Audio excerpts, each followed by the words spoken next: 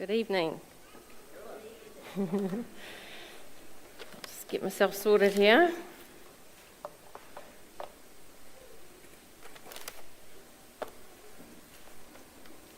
Some goodies for later. All right. So, stepping out in faith, crazy faith. At home, even crazier. So, let's just start with some home truths, shall we? Does that look like your home? Your partner? No. There's no perfect partner, which is what a family usually starts with. A husband or a wife, a spouse, a partner. Does that one look familiar? Possibly not. There's no perfect family. And we saw that with our drama. So, even if you think you're from the craziest, dysfunctional family there is, I guarantee there's another family that's even worse off in one way or another. We don't see inside each other's families, do we? And sometimes we think, that family, oh wow, they've got it all together. But they don't. They're not perfect. The ideal family looks good, doesn't it? But do you know what? You can look around in this room here, and probably not any of the families in here look like that at all. There's no perfect size or shape. We come from all sorts of backgrounds. We've got cross-cultural families, we've got blended families. The minority probably in here is mum, dad and 2 kids, which used to be the ideal. And God knows all of that. He knows us.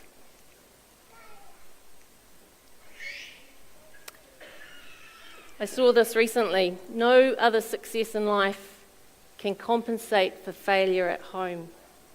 It's a bit challenging, that. We can look good out in the world.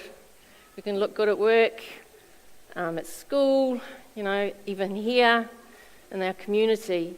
But, if things are going wrong at home, we can't make up for it by being good on the outside. So, that's where we're going to start with. The other home truth is, children are a blessing from God. And we have to remember that. So, our topic, stepping out in faith. So, faith, what is it? So, the biblical definition of faith is found in Hebrews 11:1. Now, faith is the assurance of things hoped for and the conviction of things not seen. So, simply put, its faith is trusting in something you can't physically prove. So that, it has 2 parts to it really. There's an intellectual understanding and there's trust. So our intellectual understanding is believing something to be true. Trusting is actually relying on that belief. So for example, often a chair is given as an example. So we can believe a chair. You walk in here, you believe that chair is made to support a person to sit on. And you can believe that, but it's trust when you actually sit on it. You're trusting that that belief is true. So, sorry, keep going. So many people believe certain facts about Jesus. You can believe the facts, his historical facts, to be true, but you may not actually trust in them. And that's the difference. That's where faith is, the believing and the trusting. But there is a third part to faith as well, and that is action. James 2 says, in the same way, faith by itself, if not accompanied by action, is dead. But someone will say, but you have faith, I have deeds. Show me your faith without deeds, and I will show you my faith by my deeds. This is what James is saying. You believe there is one God. Good. That's awesome. But even the demons believe that, and they shudder. So believing is not trusting, is not having faith. Even the demons believe Jesus to be real. They don't trust in him. They don't follow after him.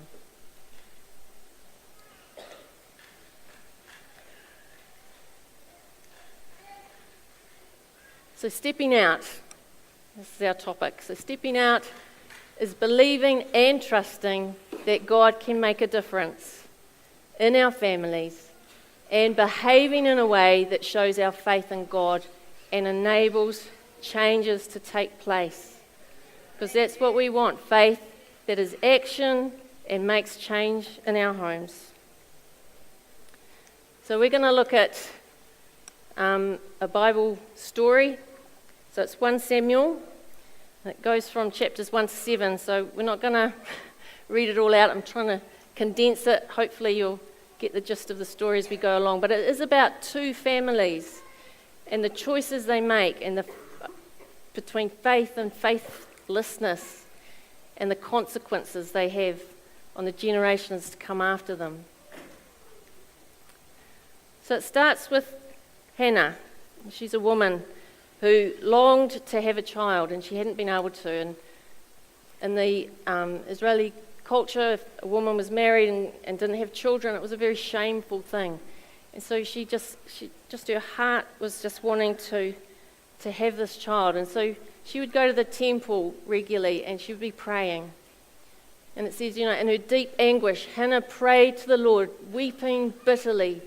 And she made a vow. It was like she was bargaining with God, saying, Lord Almighty, if you will only look on your servant's misery and remember me and not forget your servant, but give her a son, then I will give him to the Lord for all the days of his life. So she was like making this bargain, please God, listen to me, and I'll give him back to you. Just give me a son. And the temple priest was Eli, and he could see her praying, and he thought she was drunk. So she was obviously so animated and in anguish, he thought she had been drinking, and she was in there being a wicked woman. And so he actually told her off. And she replied, sorry, I haven't got it up there. She replied, I am a woman who is deeply troubled. I was pouring out my soul to the Lord. Do not take your servant for a wicked woman. I've been praying here out of my great anguish. And Eli just took pity on her, basically, and said, go in peace. May the God of Israel grant you what you've asked of him. So she didn't even say what she was praying for, but he just blessed her and said, may your prayers be answered. And so she went home and she became pregnant and she gave birth to a son. She named him Samuel, saying, because I asked the Lord for him.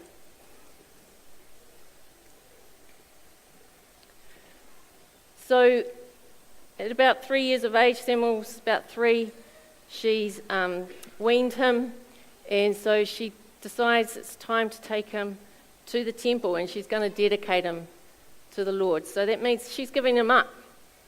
So this kid, this baby that she's wanted, she's taking to the temple and she's saying, here you are, Lord. He's yours for the priests to look after and bring up in your ways.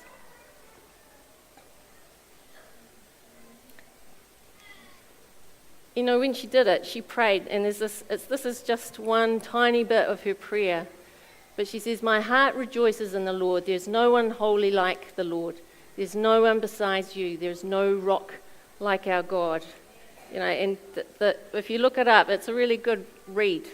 It's a very, very long prayer, and she's just pouring out gratitude to God. She'd pleaded for this child, and, God granted her a son. So it was an absolute act of selflessness when she gave him back to the Lord. So she didn't do it grudgingly, she didn't do it with bitterness, she didn't say, God, you gave me the son, and now you want me to honour my word? That's not fair. I want to keep him. No, she didn't do that. It was an outpouring of love and gratitude. She gave God honour.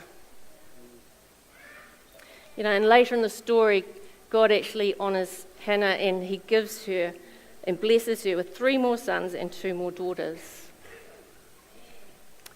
I hope you're hanging in there with me on this story. So the next part is Eli's sons.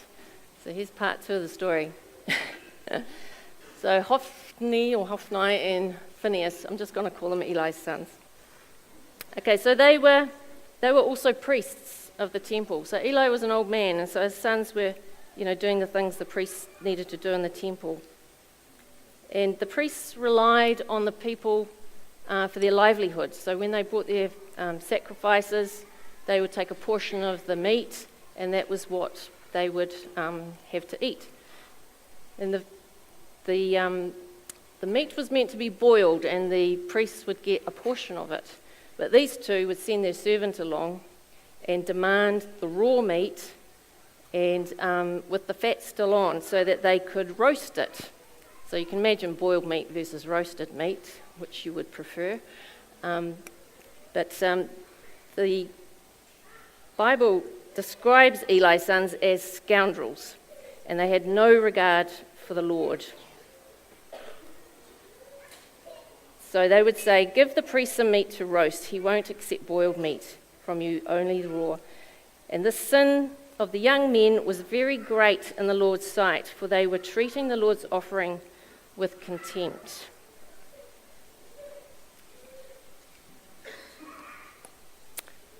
So Eli hears about this. So he was very old. He heard what his sons were up to, but they weren't just doing that. They were also sleeping with women who served at the entrance to the tent of meeting. So Eli says to them, so the sons have changed a little bit in this one, but he says to them, "Why do you do such things? I hear from all the people about these wicked deeds of yours. No, my sons, the report I hear spreading among the Lord's people is not good." His sons, however, did not listen to their father's rebuke. And if you look at that, you can just kind of see, this guy in the middle like, yeah, nah, and the other one's just like, whatever, here we go. I've heard this before from Dad. So, there was absolutely no honour at all. Trouble was, Eli rebuked his sons, but then he backed off. So they didn't hear their father, but he didn't push in. And I was just thinking, isn't it so much easier in our homes to back off? We pull our kids up, talking to the parents at the moment, we pull our kids up over things and they push back. Isn't it easier just to let it go, instead of keep saying, no, this is where the line in the sand is, and you just want to avoid the conflict. And I think, human nature is to avoid the conflict, and we let things go. We hope that they'll change or circumstances will change, and we avoid taking a stand. And that's what Eli did. He didn't take a stand. And as a result, God sent another prophet, and he gave a word to Eli against him and what was going to happen to his family. And the word from God was, "Why do you honour your sons more than me, by fattening yourselves on the choice parts of every offering made by my people Israel?" So at that point, Eli was actually starting to do what his sons did. He was taking part in it. "Those who honour me," says God, "I will honour, but those who despise me will be disdained. And what happens to your 2 sons will be assigned to you. They will both die on the same day. I will raise up for myself a faithful priest who will do according to what is in my heart and mind."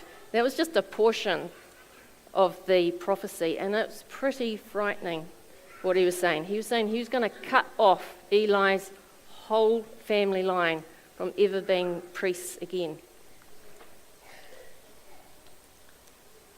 Sorry, I forgot that.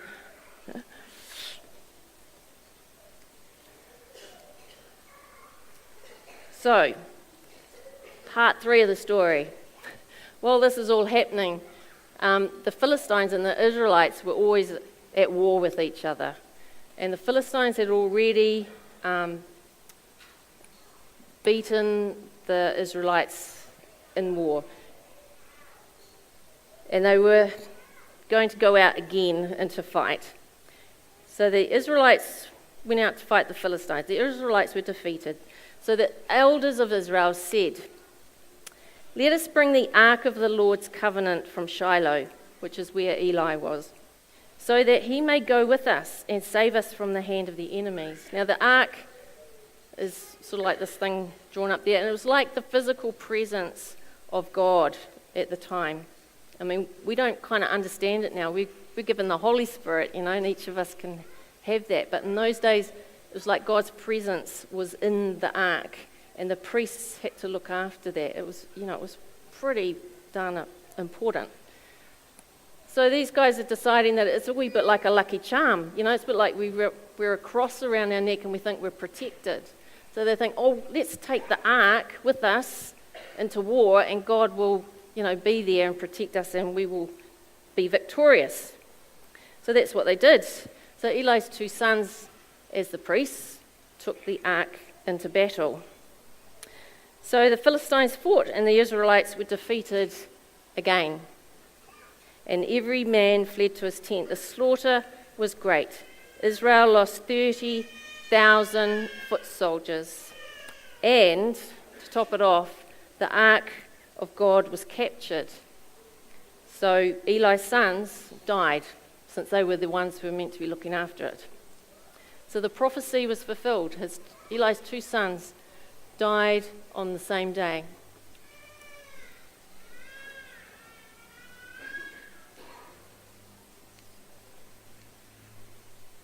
So then we have the death of Eli. So that same day, a Benjamite ran from the battle line. He hurried over to Eli. "The army," he said, "has suffered heavy losses. Also, your 2 sons are dead, and the ark of God has been captured." And when he mentioned the ark of God, Eli fell backward off his chair by the side of the gate. His neck was broken, and he died, for he was an old man, and he was heavy. He had led Israel for 40 years. Now, if you mightn't have picked up the reference there to him being heavy, as a euphemism or a nice way of saying he was overweight. And really that harks back to he'd been taking part in the sacrifices with all the fat on it, fattening himself up over the years. And then through all this scripture, it says Samuel continued to grow in stature and favour with the Lord and with the people. So, here we have 2 stories going on. Eli's sons did not honour God. In fact, they completely dishonoured him, ignoring his instructions and selfishly taking for themselves what they wanted. They had a very bad heart attitude towards God and towards their father. So Eli did try to address that behaviour, but they didn't listen. They didn't honour their own father. And they didn't take any notice of his caution about their immorality. It reflects the type of relationship Eli had with his sons. It would have been going on for some time. And then Eli didn't honour God. He didn't draw that line in the sand. He didn't say stop. He didn't address the heart attitudes of his sons. And he didn't take any action over their behaviour. He didn't stop them dishonouring God. He just let it happen. So, how else could have he responded? He could have actually said, "No more. My God comes first. I will not compromise what God requires of me and my love for him. My love for my children will not overrule my love for God." We have to make this stand, people, in our homes.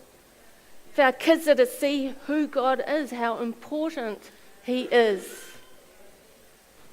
Eli didn't. As a result, there was a curse, terrible curse, came on his family and for generations to come. Hannah, on the other hand, she honoured God. She gave up everything. She gave up the child that she desired most. And through Samuel, she was blessed. The nation was blessed. And the generations on her side were blessed. God, he was true to his word. He gave that prophecy. And in the 10 Commandments, and we heard this a bit this morning,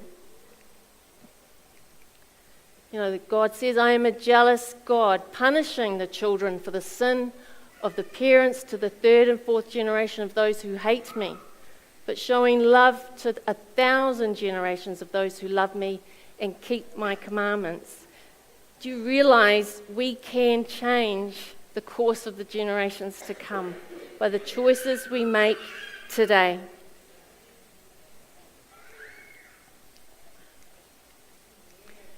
So I'm just going to look quickly at 3 keys to unlocking faith in your home. So just keeping Samuel and Hannah and Eli and that in your mind as we go. Obedience, honour, and value. Obedience and honour play a central role in that story of Hannah and Samuel and Eli and his sons. So we're just going to look at each one. So what is obedience? This is just a little definition. So it's doing what someone says right away without being reminded. When we learn to be obedient, we learn to do things we might not rather do. We learn to follow directions. We learn to complete a job without being watched. We learn responsibility, a willingness to serve, and a faithfulness to do a good job. And obedience in the world, it's often sort of like you've been controlled. It's a negative thing to be obedient. But that it actually brings a sense of freedom. And if you think about it, when you do what you know you're meant to do and complete it, there's a sense of freedom. So if you do your homework, you do that job you'd rather not do at work. Or, you get the dishes done, you clean up the house because that's what makes your family feel loved. When you do the right thing, there's actually a sense of freedom in that once you've done it. You can walk away free. What is honour? There's a clue. It's treating people as special, doing more than is expected, and having a really good heart attitude. Honour teaches us how to have that good heart attitude, seeing what needs to be done and doing it without being asked, encouraging others, contributing to a positive atmosphere, because we want to show others that they are worthy of honouring. It's something we're choosing to do.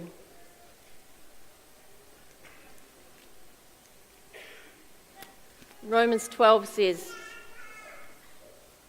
"For by the grace given me, I say to every one of you, do not think of yourself more highly than you ought." I love this verse. "But rather think of yourself with sober judgment. Be devoted to one another in love. Honour one another above yourselves." And when we put ourselves in the right place, not thinking too highly of ourselves, it's when we're able to honour other people. We put them above ourselves. And it's nothing to do whether you think they deserve it or not. Honour is something you give. It's choosing to put others before yourself, not thinking too highly of ourselves. And both obedience and honour are really high on God's agenda of what he wants from us. It's kind of summed up in this one. "Children, obey your parents in the Lord, for this is right." Obedience, doing the right thing. "Honour your father and mother." which is the first commandment with the promise, so that it may go well with you and that you may enjoy long life on the earth. We see that in the Eli Hannah story, When there's honour, you get to enjoy life.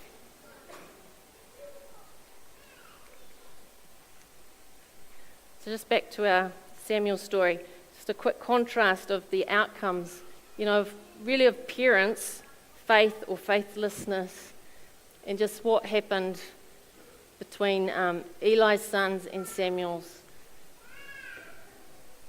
And you can see that, it's better on this side.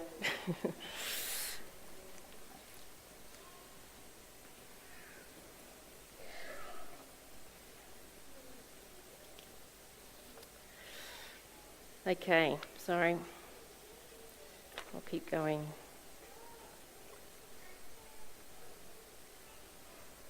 So just thinking about honour again.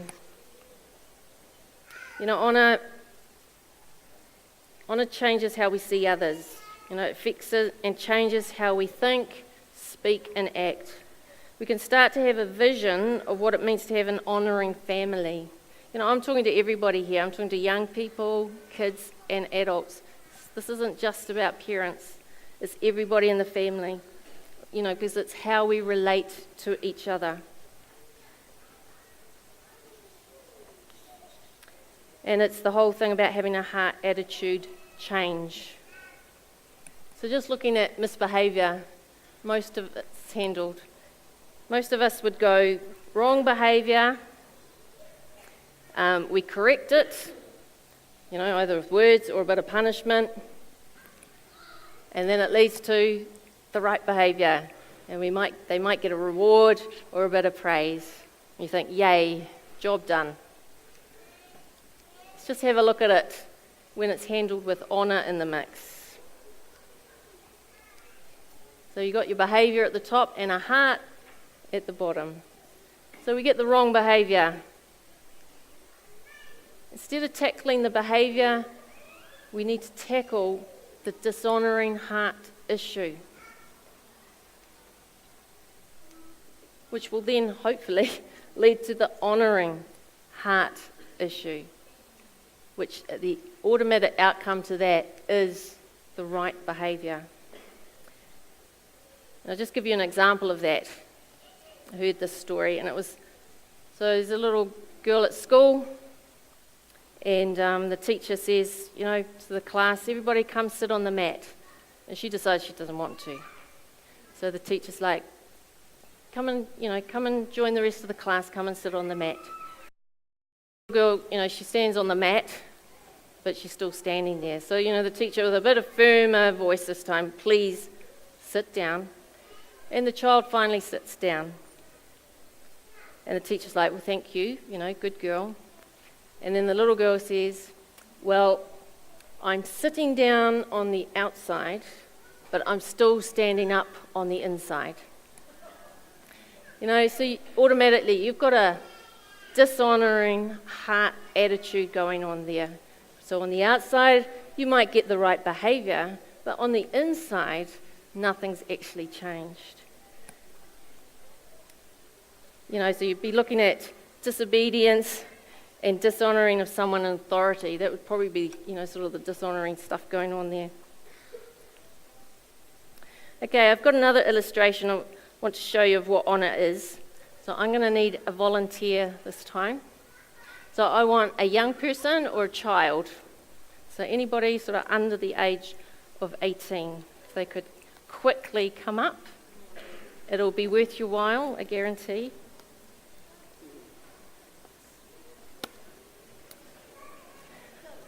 Go, go, go. Come, come, come, somebody.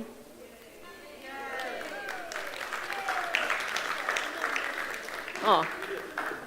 Can we have a microphone? Sorry. Good on you. Yay.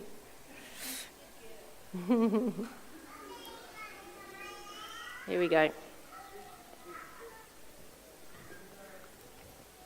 Thanks, Sean. Right. What's your name? Tua. Tua. And how old are you? 10. 10. Awesome, just like in the drama. Cool. All right, so for being such an amazing, brave, courageous young lady, I'd like to show you honour by giving you a gift. So could you open it up for us? And I'd like you to tell everybody what's inside. So you have to open that bag up as well. Yep.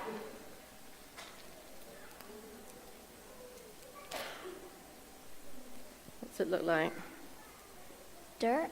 Looks like dirt. She's right. It is dirt, isn't it?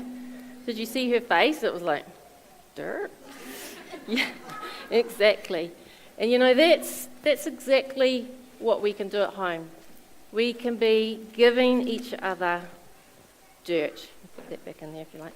You know, how much dirt do we dish out at home? Either by our behaviour, our looks, our body language, our disobedience, our dishonour. You know, how much dirt do we actually dish up to each other? That whole thing of looking good on the outside, but what's going on the inside? And this is something we have to be very honest with ourselves about, you know. This is me as well. I'm not, pointing fingers here. How much do we give out that's not good to our family members? But I really do want to honour you. So you can take that. Thank you so much for coming up. But another thing, I'd like you to give that to somebody else to show honour to someone else now. Who would you like to do that to?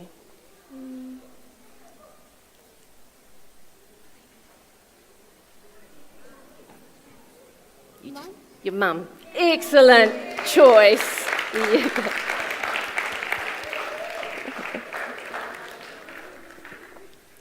And doesn't it feel, oh, it's so lovely. Doesn't it feel so good when somebody honours us in a true sense, yeah? And really, the more we give out, the more you're going to get back. Thank you so much for that. Okay, so our third key. So we've done, what have we done? Honour, obedience, and now we're going to look at value. So, value, it's something or someone we hold dear, isn't it, when we value something or someone? You treat them with care, you look after it.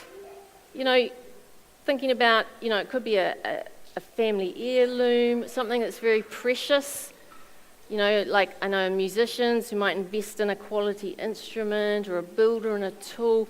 How do we treat those things? We treat them with care. And we get really upset if somebody else doesn't, don't we? Treat it in the same way that we do. How much more should it be with our family members? Parents treating each other as though they are of great value. Siblings, get this, siblings treating each other as though they are of great value. Parents and children treating each other as though they're of great value. We've had a family here go through, as they call it, an adventure of late.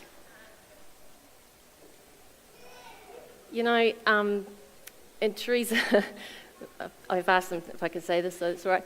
Teresa said, Robin didn't just get CPR on his heart. They'd had CPR on their family. We don't want to have to go through near-death experiences to realise how much we value each other. So important.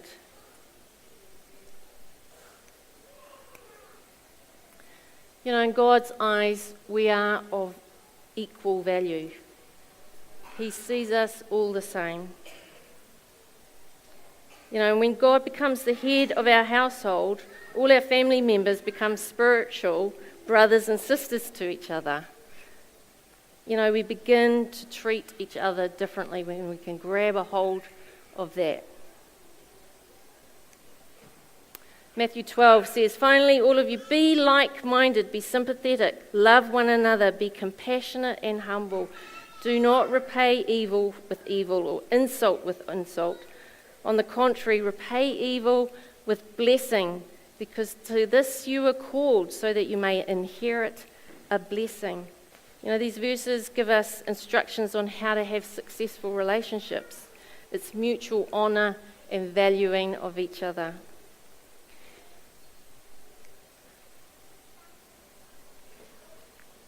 I've missed out my 1 Peter. Oh, there we are. Sorry, that was that one. Just a side note here, which is still very important. Parents, you know, yes, we are of equal value in your household, but you still have the responsibility of leadership. You must be the leader in your home. Homes are not a democracy. Sorry, guys, young people and children, but we have equal value, but not equal say. And that's where Eli did not step up to the mark. He didn't take on his role as leadership, as leader in his family. He let his sons have too much say.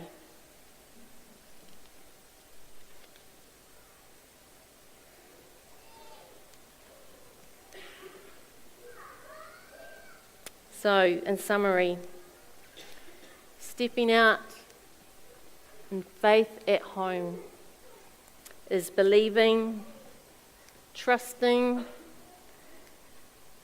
taking action, changing our heart attitudes and our behaviours. It's about obeying and honouring and valuing, firstly God, and then our families. At the end of the day, life's not about us. It's not about our things, our work, play, friends, or even our family. It's about God and eternity. It's our eternity and the eternity of our family and our friends. By putting God first in faith, we can change the course of generations to come. We really, really can. Hannah put God first and her life was richly blessed, and so too were the generations after. Eli failed to put God first. His life was cursed, and so too for the following generations. You can choose to make it your goal to grow together as a family, as part of God's family, in ways you haven't done before. That's what change is. It's doing things differently. And it just needs one person to start a change to have a ripple effect. And that can be an adult, it can be a child, it can be a young person. We all can have that impact in our families. Scripture says, if God is for us, who can stand against us? Guess what? God is for us. He's for our relationships. He's for our marriages. He's for our children. He's for our parents. He's for our families. He wants us to prosper and grow deep, healthy relationships. But for that to happen, he has to be first.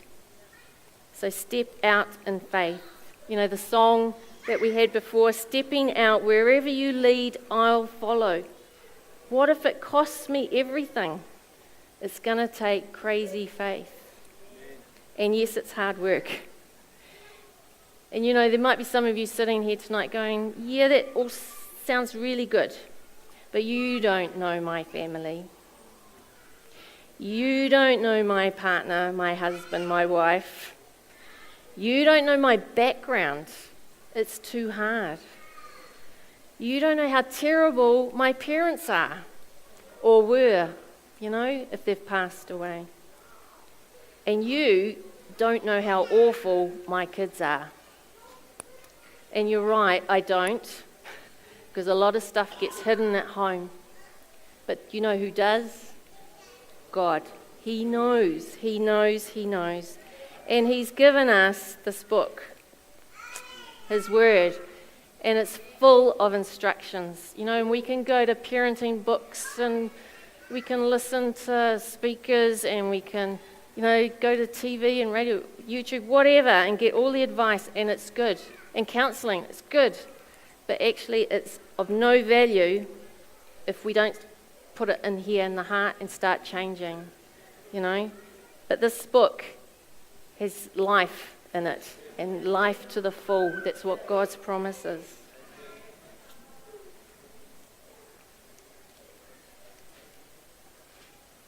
This is so challenging, this. You know, no other success in life can compensate for failure in the home. It's a really sobering thought. You know, as I was just finishing off my prep for this, God gave me a picture, and it was of a baseball game, which, you know, I don't actually know anything much about baseball. And just the words, batter up. You know, we need to step up to the plate with our headgear on, because we're going to get some curveballs thrown at us. And our bat needs to be ready to swing, to take action. That's the crazy faith. So batter up, people. You know, make a change, make a stand in our families, stepping out in faith. So I'm not going to do an altar call as such tonight, but you know, if you want prayer or you want to talk, you might want to do it as a family group, or you know, on your own, young people, whatever. You know, you might need to say sorry to God because you haven't honoured your mother or your father. You know, same as adults. How do we speak about our parents? We've all got parents here. We all came from somewhere. And often that's even harder as an adult because you've got entrenched family patterns that you might need to break. Start making a stand. Speak well of your mother and your father. Maybe you just need to come and say sorry to God for that, you know, and get help. Whatever role you play in your family, you know, we need God first. Amen. Bless you guys.